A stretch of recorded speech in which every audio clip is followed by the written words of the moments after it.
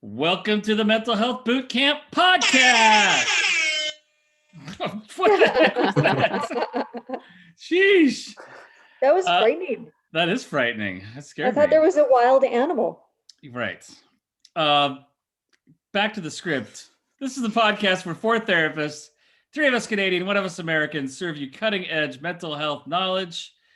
I am Ryan Howes, a psychologist from Pasadena, California. I am Brooke Lewis, a registered clinical counselor from the Vancouver, Canada area. And I'm Joanna Boyd, a registered clinical counselor, also from the Greater Vancouver area. And I'm Chris Boyd from Vancouver, also a clinical counselor. Was that some like hockey horn or something you just blared at me? Oh, I thought that was you, Ryan. No. That was Chris. That was oh, me. okay. Yeah, it was Chris. I just Googled horns. It was DJ horn, air Oh. horn. At first, I thought it was like an angry goose. Yeah, Yeah, it's like a nightclub. that's right. That was really good timing. It was. Good job. Scared me. Yeah, I've been trying to perfect it all day. I'm like, okay, how much time? Did does you it think take it was to going to cue be it up? like a trumpet? Were you expecting it to be an air horn? Or were you hoping for a trumpet? I think it was a good one. That was Let's go for appropriate. the Ooga. Ooga. Ah, That's a Well. good one. well, it startled me. My nerves are rattled. Mm-hmm. Gonna try to calm myself down, take some deep breaths. Yeah, exactly. Uh, Oh. so how you guys doing? Anything new up there in Good. Great White North? In Canada. It's very cold. Okay. We were just slightly talking about this. Yeah, Arctic wind has come down, so we're chilly. We better move out of our igloos. It's getting a bit cold up here, you know. Yeah. Well, I just like saying that, I joked that because I was watching some videos of just stereotypes and how some people truly do believe that we do live in igloos, all of us up here. So in I Canada. just, As if we had the skills to build an Canada. igloo. You ever tried to make one of those? oh man, I have. It's extremely difficult. True. Watched the Super Bowl. It was fairly lackluster, Mm-hmm. Yes. Sorry about that. but still kind of fun to have some snacks and Yeah. watch along. You know, the halftime show was kind of neat. That was some Canadian content apparently. The weekend Yeah. had some pretty hip songs. Oh yes. The folks with the bandages on their faces gave me nightmares for 2 days. But Right. Yeah, that was kind of creepy. But yes, blowouts, that's never a fun Super Bowl, but it's all right. Tom Brady gets his wish. Good for him. Well, good. Well, just want to say again, had a lot of fun last week with our ambush from Martin Shaw, Dr. Martin Shaw, who came and talked to us about OCD and OCPD. That was a lot of fun. And I did get a question this week of whether the ambush was staged. And I got to say that Joanna and I knew about it. Mhm. We kind of worked together secretly, but Brooke and Chris were genuinely ambushed last week. Yep.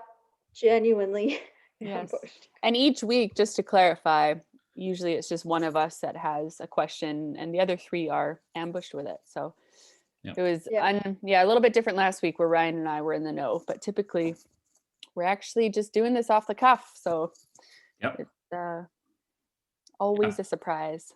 Yeah, Mhm. surprised that Except for the mailbush questions, except for the ones people email us. We have some warning with those, obviously. Right. Mailbush, MAIL Bush. It's a ambush from the mailbag. So that's what that's all about. And yes, if we have a mailbag question, a mailbush question, we'll just ask that and we'll talk about it. So so that's what last week was. It was kind of fun to have a guest. We'll have some more guests in the Totally. future. If you guys if you listeners have someone that you'd like to hear on here, let us know. Info@mentalhealthbootcamp.com. We'll see what we can do. See what we can do. If if you're wanting Brene Brown to come on here, probably gonna have to wait a little while. Yeah. Or some other kind of Or give us psychology millions of rock stars. dollars. Or give us millions of dollars to pay their fee. Mhm. But so far, it's just been people we know already, and it's been fun to have them. So Yeah, I agree. yes, That's good. yes. So speaking of ambushes, do we have one for the evening? We do, and that would be me. Uh-huh. Let me cue it up here. Yes, cue that thing up. I would love to. I'm curious as to what it's going to be. Okay, well, it is coming your way. Down, across the border. I got it. Oh, it's a long one. Okay, Oh man. look out. Chris is going to take revenge here tonight. Here's what the ambush is. Political polarization, conspiracy theories, and strong opinions. Communication and connection among friends, family, colleagues, and community members can be strained by strong sentiments. What's happening here? How can I improve communication and connection with someone with different views than myself? Is it possible for me to change someone's views? If so, how? Woo-wee. Wow. Sorry, I think my my internet is breaking up. I'm Mine just too. gonna. So I'm going to read the whole sorry. thing again. Oh, Ooh, we gotta go. Oh, I get it. Chris and Ryan, you got this one. That was a handful. yeah. Yes. So certainly in this last year or so, and even before that, but I think this last year has been pretty intense. We have seen a lot of polarization. We've seen conspiracy theories. We've seen people with strong opinions who are willing to vocalize them. And sometimes it's among family members. They have opposing opinions or views in friend groups, all of that stuff. So the question here, how can I improve communication and connection with someone who has a different viewpoint? Is it possible for me to change someone's views? And if so, how? Whew. Big stuff. Don't all jump in at once. So, in terms of what's going on here, I have a feeling conspiracy theories have been around for a long time. Sure. But of course, we have the internet and social media, so now people can vocalize their or express their views and get that message out there to the masses. I think fear has a lot to do with this. There's a lot of people out there afraid of their safety and well-being and have experienced lots of challenges and hardship. So I think sometimes that's a factor in terms of the creation of these strong opinions and viewpoints. Yes, I think that's a big part of it. Fear. So we're talking about, if someone is, you're afraid of the coronavirus, or you're afraid of the vaccine, or you're afraid of something politically going on, people develop a strong opinion or a strong belief system around that to try to protect themselves oftentimes, right? Yeah. Yes. I think when we're talking about improving communication with somebody who doesn't share our value system or our belief or value, for me personally and professionally, I guess, I don't try to change their value or opinion.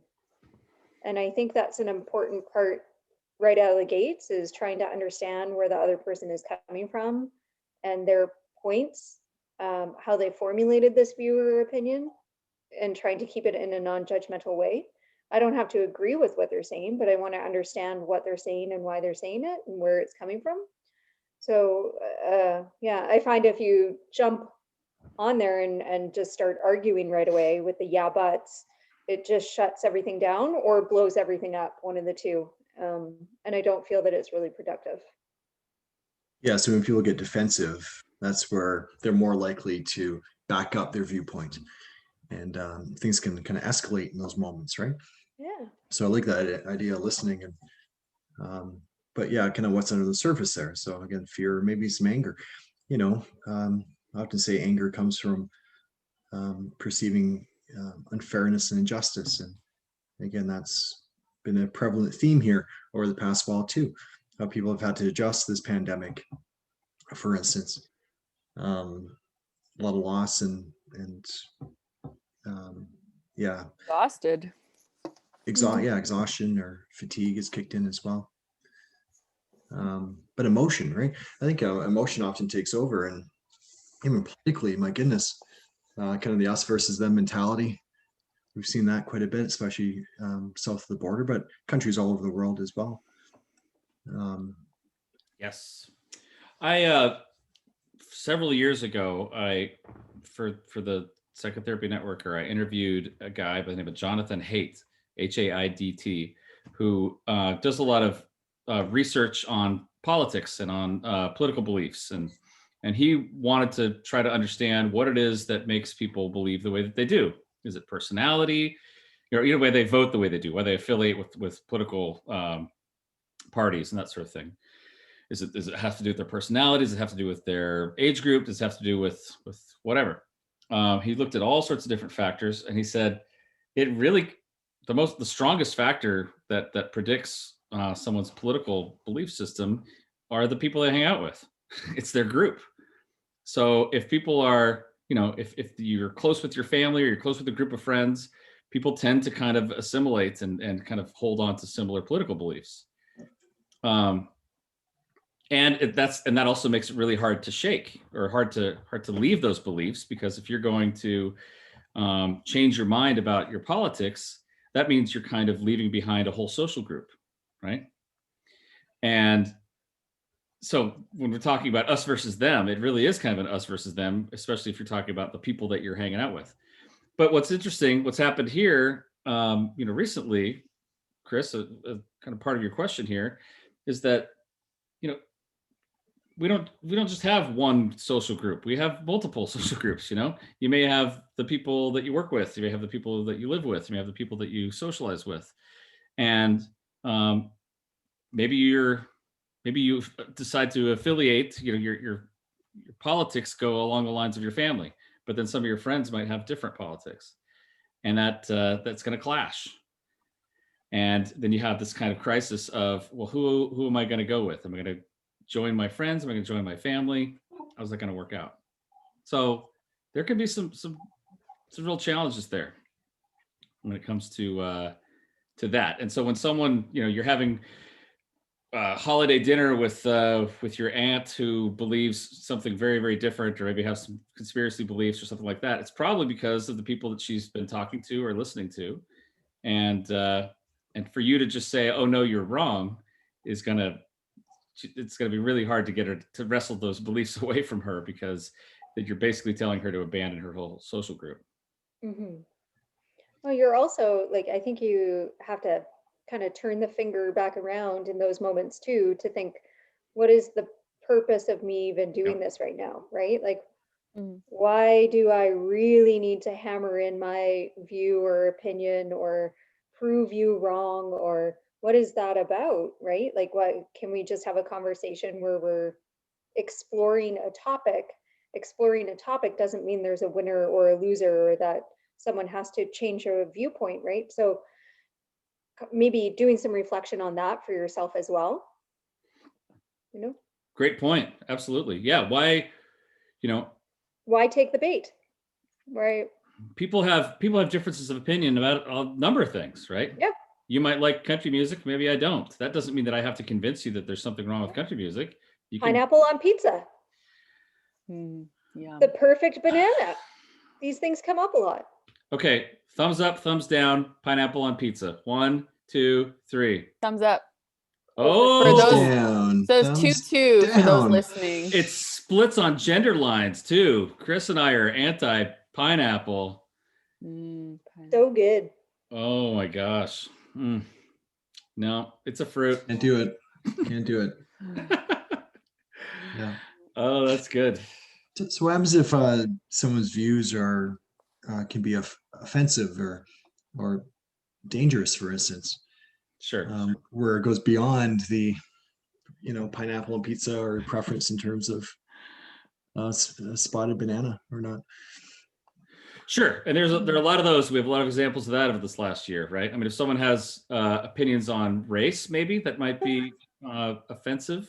That's something to take into consideration. And certainly, as we're talking about COVID and vaccines and all of that, there's some arguments that people make on both sides of that, right?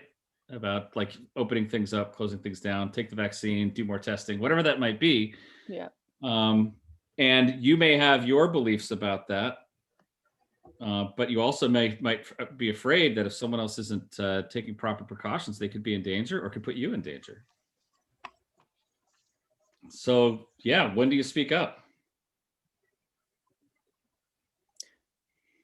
Yeah, I think it's hard too, because I think if someone might, everyone can have their opinions, but also maybe speak up if, I don't know, if someone's maybe be more vocal about it or trying to push their beliefs on other people, or maybe they have a bit of a wider audience, or I don't know, but I feel like if they're willing to kind of talk about it a bit more, maybe there's a bit more of a conversation they could be open to hearing the other side of it. I don't know. I think there's been temptation for me there of hearing some differing views on things more of this last year, and it's just like, oh man, yeah, you just want to kind of talk to them, but then it's a good question you bring up, Brooke, as to what's the point of that, or what's the purpose, or what's my goal, right? Is it to be like, argue my point, or maybe they just don't want to hear it, maybe they just want to convince other people of it. So sometimes it might not be worth your energy. I don't know. Other times I think it would be like if there is harm or danger involved, right? But doing that in a safe way. I'm sure this happens in the States too, definitely happens up here, but people do get angry or agitated sometimes with being asked to wear a mask inside of a business, and they might give some kickback, and videos circulate around. And I think about that if I myself, so I'm a petite female, we're in a place of business and there was a large male arguing the point. It's not always a large male, but just for the sake of this example, myself personally, I'd probably hang around and observe or witness or whatnot to be a role of a witness in that situation, but I probably wouldn't speak up for my own safety. But there might be other situations where we do need to speak up if something is going on that is unfair to another person or putting someone else in harm or danger, whether that be through mask wearing or if there's other things going on, racism, discrimination, different things. Sure. Yeah, it's kind of a good point, isn't it? You have to kind of gauge the situation and quickly figure out whether saying something or stepping in is going to pose any risk to yourself, right? Yeah. But if there might be other people involved as well, and of course safety and the security of everyone is the most important piece of it at first anyway. Yeah. Because when feelings start to escalate, that's when people are more likely to react and maybe say or do something that they may regret later. So in some situations where, if you're meeting someone or around people who might have really different views than you in different areas, you can make the choice of whether you want to, is this going to, these differences in values or differences in views of things, is this going to impact my friendship with them, or can I still have a relationship with them aside from these things? And, you can make that choice that way. And sometimes it might not be so simple. Like if it is a family member or someone who, you are affiliated with in a way that you can't just end that relationship. So I think it'd be good for us to maybe think of some guidance for people who might be in those situations where it's not I just don't need to have this person in my friend group anymore. When it's not so simple, what do people do then? Because you can't necessarily expect to change someone's mind about it, and you still got to kind of interact in your life somehow. Sure. William Doherty is a psychologist. He's spoken at the symposium quite a few times. And, after the past election, when Donald Trump won, He sensed obviously the huge polarity in the country, Republicans versus Democrats. And so, yeah, I think he did some research on it, and he started an initiative where he would bring some people together with opposing views. And I think he would have some lay the groundwork there in terms of, how you have to talk respectfully but ultimately the goal was to create dialogue. And through the process, he realized that there's a lot more in common than they thought, right? So again, speaking to those values or speaking to those emotions under the surface, he was able to actually help these individuals see the other person's perspective, right? And I think sometimes they had to agree to disagree on certain things, but it was pretty powerful to see how people can actually forge connections with people that have very different views than themselves. So that's often the approach I take is let's have that conversation. Like if you come out guns a-blazing and try to shame the other person, then there's no way that's going to go anywhere. But a bit of a softer approach, I think, is so important. Yes. Yeah. Well, a softer approach, and also I think storytelling, when you're talking about, when you're just sharing a bit about your life, how does this impact me, or what, if you can get to a place of having that dialogue and peacefully talking, sharing both of your stories, you probably see that you have more common ground than difference. And Yeah. it can be very helpful that way. And tapping into that empathy a bit, right? This is someone who's is frustrated and they don't feel validated. And oddly enough, I think when it comes to some conspiracy theories, connection is a big part of it. Like you find people out there that share the same views as you, and I think it actually creates a closeness there. So kind of speaking to your point earlier, there's, we can't underestimate the power of that connection that these individuals have. So true. Sometimes personally, I find that, so my family is family of big opinions that I don't always share, but I've come for me, when I am having a conversation with someone with a very strong value or opinion that I do not share, and I approach with a conversation and empathy and curiosity. I also approach, I don't know if this will be true for other people, but without an expectation that they're going to want to understand my side. Mm. Mm. When somebody, and that's just in my personal experience, when somebody's so hot with the opinion, like, and it's bold, it's rigid, it's coming from an emotional place, I'm not going to expect them, after I ask questions, to all of a sudden softly then ask me, well, what about you, and where are you coming from, and take that approach with me. So, and I think that's a little bit of the like kind of taking the higher road or not taking the bait when we're having those conversations. Good. That's good. Yeah. Even approaching it and asking another person a lot of questions too. So a genuine curiosity in terms of how they created this opinion or how they came to this conclusion. So open-ended questions can sometimes empower someone or enable someone to think critically. So open-ended questions, I feel, can be beneficial as well. A genuine curiosity, right? Like, Genuine curiosity. Yeah. Wow, how did you come to that belief? I really want to know. Yeah, like I've looked at the stats as well, and I've come to very different conclusions. I'm just kind of curious, what did you what kind of information have you read, or what kind of research have you been exposed to? Like, so that curiosity, I think, often disarms, right, in those moments. Do you know something I don't? Because maybe you're the one with the rigid conspiracy theory. Maybe you need to be the one who opens your mind and takes in someone else's data. Yeah, for sure, absolutely. Yeah. So just everyone having more of an attitude of openness. I don't know what it's like up there, but here, politically speaking, conservative liberal also has a strong overlap with rural urban. The urban centers tend to be a bit more liberal, and the rural areas tend to be more conservative.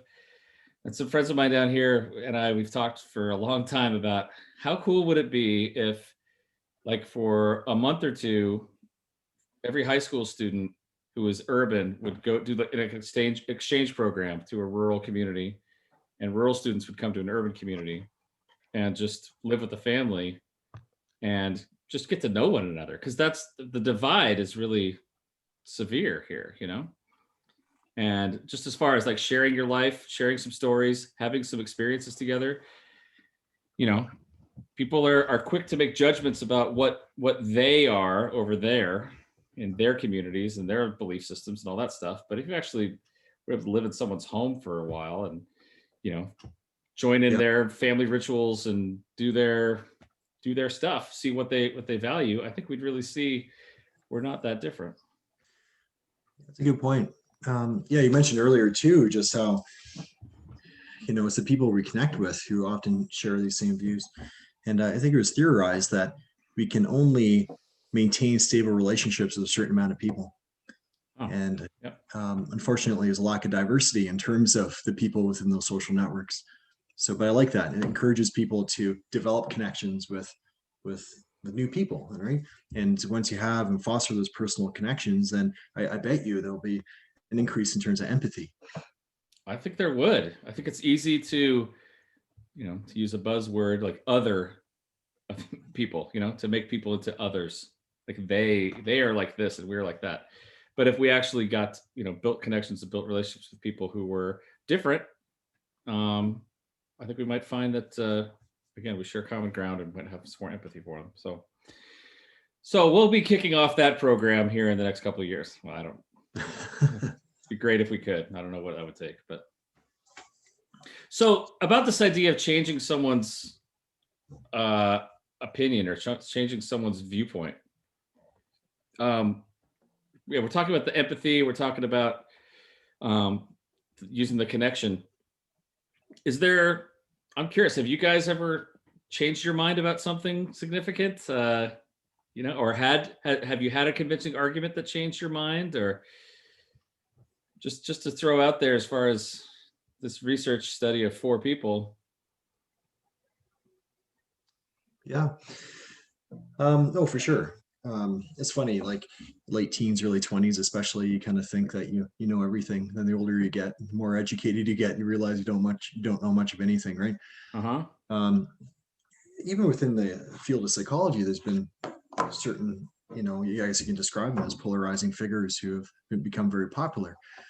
Yeah. I think of the fellow there from Toronto, Jordan Peterson, for instance. You know, I think psychologists, therapists, we tend to have a reputation of being more kind of bleeding heart liberals, you know, maybe a little more left leaning. And then you have someone like him who cites the research and is offering, you know, compelling arguments that a lot of people found at times offensive, right? So for me, when I read his book and listened to some of his lectures, I try to have an open mind and just try to understand how he's coming to these conclusions, right? Mm-hmm.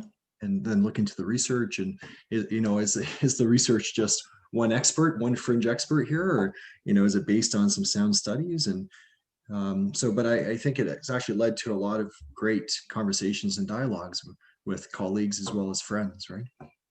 What by the way, Jordan Peterson is he's such a compelling character and so polarizing himself. I'm curious, what's the viewpoint here in the States? People who know of Jordan Peterson either love him or hate him. That's basically it.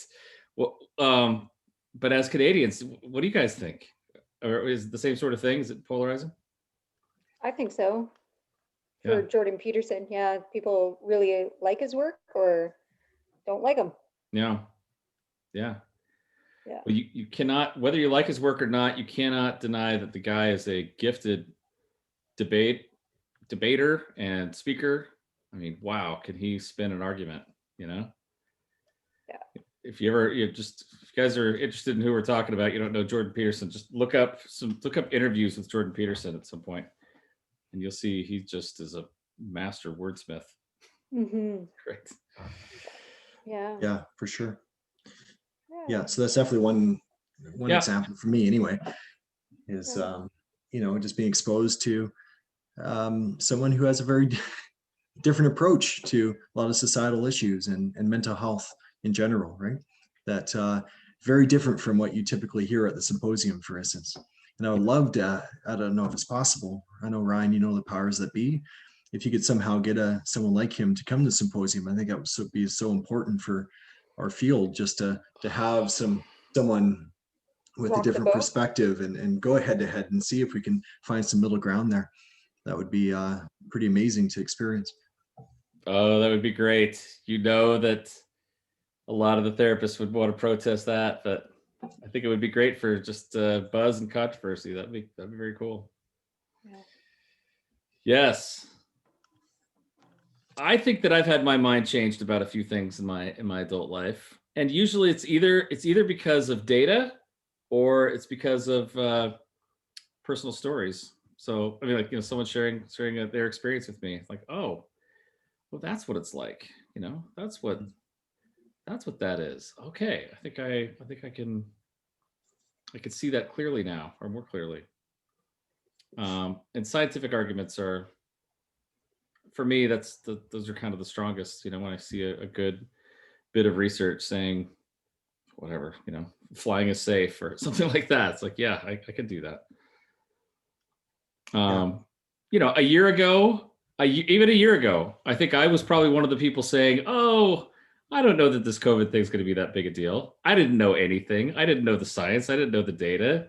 I think I was feel like a lot of people felt that way. I think it was, oh, it's just this or that, nothing to worry about. But yeah, There time wasn't changes a that, lot and of knowledge science. changes that.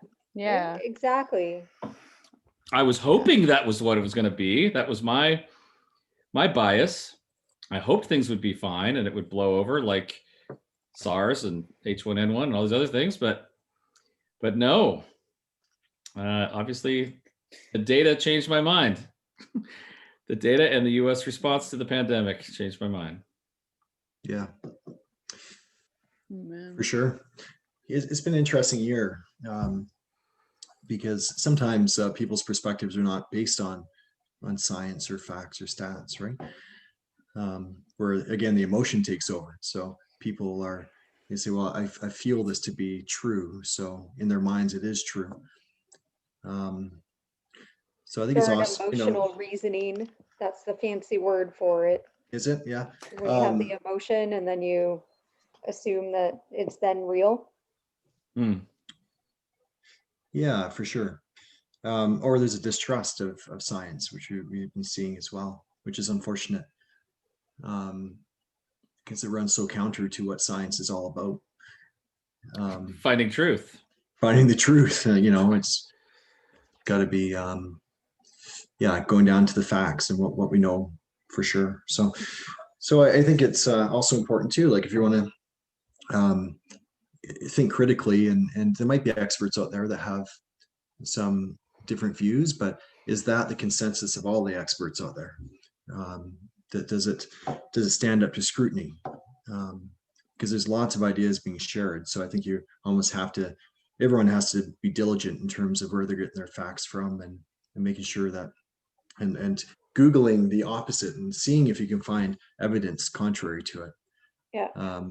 So our Joanne and I's brother-in-law, Graham, he, sometimes he will watch the American news channels, and he will watch CNN as well as Fox News, and he enjoys it because he likes to see the different perspectives in terms of how they're describing certain situations. And he says it's very important to look at both, and I kind of like that. So sometimes I've been doing the same. Mm-hmm. Yeah, critical thought is really important, right? And just being able to evaluate all the evidence, not just one piece of it or your selective evidence, right? Just trying to understand all the different sides, and then just on a random side quote, because Chris brought up science. So I belong to a book club amongst some friends, and one of the friends is a microbiologist. And for whatever reason, last book club, science came up, and then somebody was like, well, what science anyway, really? What is the definition of science? And so my friend, she said, if it requires faith, it's not science. Ooh. I was like, whoa, that was a good one. So I guess it was a professor in one of her courses throughout her training had mentioned that. Yeah. And it really stuck Yeah. with her. If it requires faith, it's not science. Because you're not believing in something. You're not. It's No, just you're just seeing it it. is what it is. It's factual. Yeah. Yeah, I like that. Yeah. Microbiologist. Yeah, sometimes when someone asks my perspective on the coronavirus situation, and you can delve into the stats, and I think there's a lot of armchair statisticians out there trying to crunch numbers and try to make sense of it, but there's folks out there who have dedicated 10, 12 years of their lives studying this topic, right? Yes. And sometimes I feel Literally. that's a bit of a So- bias that we have, is we think, oh, well, the information's out there. Yeah. We're able to have that knowledge ourselves. But my goodness, there's a lot of training that a lot of people have. And I think just respecting that a bit too, right? Yeah. Absolutely. Yes. Okay, so you've got Aunt Sally who comes to dinner every Saturday, and she's spouting off some theories that you don't think are valid, but it's family and you can't really get away from it. You're not sure you want to, are you not sure you can change your mind? You're pretty sure you can't. She's got her own kind of bubble of people that are giving her the, echoing the same information. How might you handle that? How do you think you might, if it's just kind of taking up a lot of the dinner conversation and you're kind of wishing you could change the topic, what might you say to Aunt Sally? Well, I think you can change the topic. I think it's totally okay for you to validate, honor what she's saying, like acknowledge it. Be like, that's a really interesting, or I didn't realize that. I hadn't seen that news article. Neat. And then, hey, have you seen this series on Netflix? It's the Queen's Whatever Gambit. it is. Sure. Yeah. Mhm. Deflect. That's okay. Shut it Okay. down. I think that's fine. I think it's okay to do that. As long as we acknowledge and honor and, do those steps first. I think that's fine. If Aunt Sally is spouting off hurtful, like if it's not just, sometimes people talk about opinions as opinions, and other times it's actually aggressive language and hurtful language. So I think that's different. And if it is crossing boundaries, or if it's abusive or harmful or aggressive language, then I think it's okay to put that boundary to say that that's not appropriate language. Okay. I like the sound of that.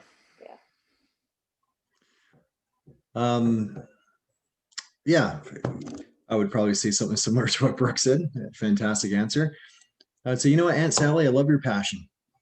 I like you live life very vividly, and I know this is an important topic to you, and I'd love to. We should chat more about this, after dinner, and maybe try to divert the conversation to something else.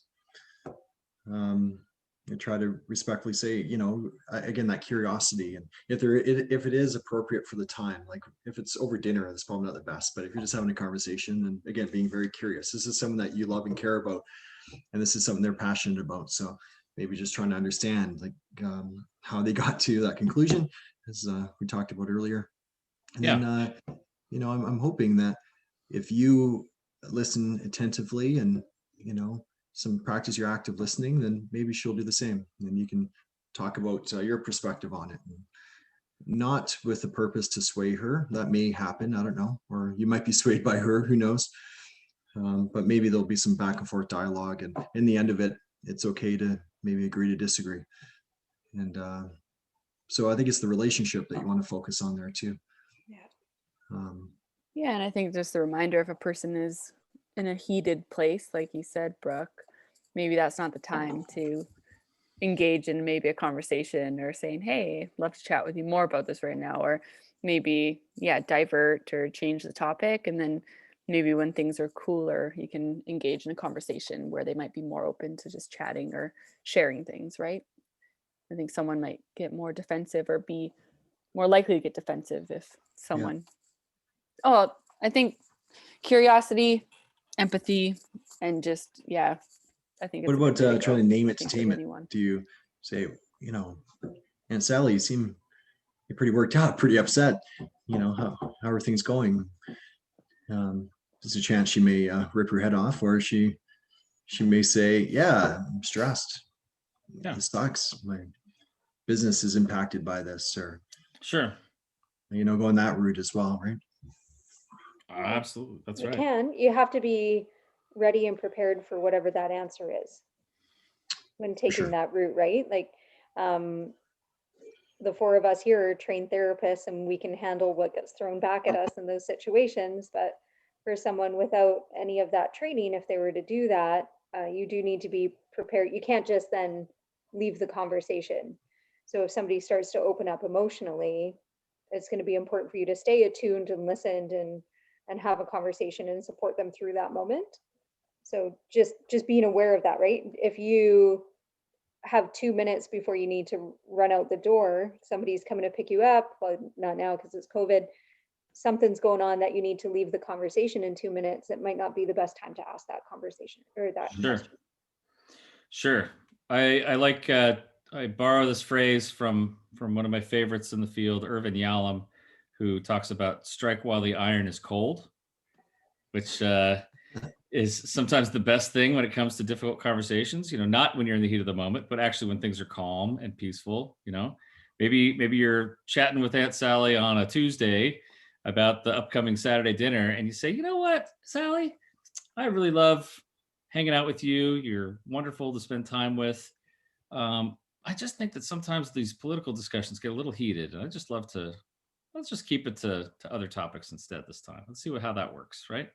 So when it's not in the heat of the moment, maybe, it can land in a better way and people can be less defensive about it, So sometimes that sort of thing could be helpful. And if you're also affirming the fact that, it's the relationship first, that's what really matters to you the most is I really love spending time with you. Let's not just debate all the time. Let's try to talk about things that are a little more pleasant. And also too, like if Aunt Sally, what's the heated part of it? If she has her beliefs, what is it that is getting her really heated about it? Like I think Chris noted trying to engage or check in, and if there's a okay way to do that, but not, again, you're not a therapist, things like that, be mindful. But what's the emotion behind it? And it's not just, hey, I have this fact about this or I feel about this, but if someone's really like, are they wanting people to know? Are they having a hard time with it? Are they, there might be that stress behind, etc. For sure. That's good. Personally impacted by stuff or whatever. Who knows? There might be more of a story there to explore versus kind of talking about the fact itself or belief itself. But. There we go. And there's our topic. I want to assure you all that no Aunt Sally's were harmed in the filming of this, the recording of this podcast. They were only an example. No actual damage was done. All right, you guys. I feel the tension. It's a very contentious talk right here. I mean, you guys are, we're at each other's throats. I think it's time for us to cool down, take a break for a week, and we'll come back to this next week. All right. Can't believe you don't like pineapple on pizza. Agree to disagree, Joe. Agree to disagree. No. I just think you're wrong. Just kidding. That's it. Family rift. Change the topic. All right. So everybody like and subscribe, Apple, Google, Podbean, Audible, Spotify, or YouTube. Send your questions to info@mentalhealthbootcamp.com and visit us on Facebook or Instagram. Tell a friend or two or Aunt Sally. We welcome Aunt Sally to the podcast. And that's it for us, you guys. Have a great week. Bye, everyone. Bye, everybody. Bye. Bye.